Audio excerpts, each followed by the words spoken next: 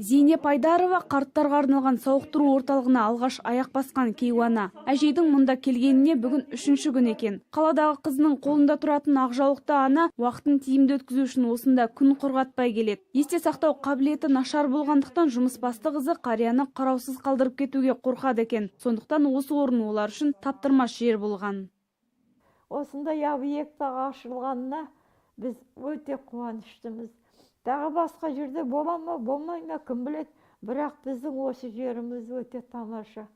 Қыздарымыз да тамаша, объектіміз де жақсы.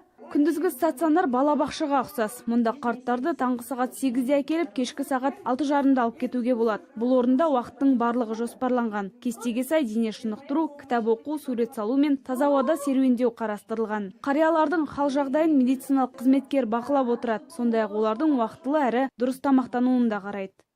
Тамақшы бұл кісілерге біз 5 деген қосу деп еще береміз. Если тамақты ашып қойса, -5 или -4 деп баға береміз. Соң бұл кісілер 5 алғысы келеді, тамақтарын ішеді.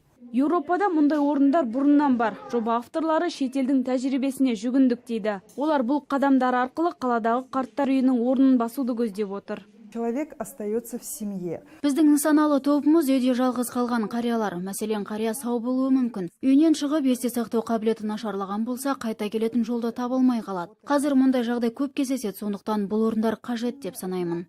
Күндізгі стационарда тұру ақысы 60 000 теңге. Бір айлық пен тәуліктік абонемент алуға болады. Мекеме 15 адамға шақталған. Қазірше мұнда 2 қария ғана бар. Тұтынушылар қатары артса, қызметкерлер саны да ұлғайтылмақ. Алдағы уақытта қарттар үшін аспаздық шеберлік сабақтары мен тоқу үйірмелерін өткізу жоспарлануда. Жасалған бұйымдарды жәрмеңкелерге де қоямыз дейді. Осы арқылы олар өздерін қоғамға қажетті жан екенін сезінеді дейді мамандар. Перизат Көмекбайқызы, Рашидин Якупов, Алматы телеарнасы.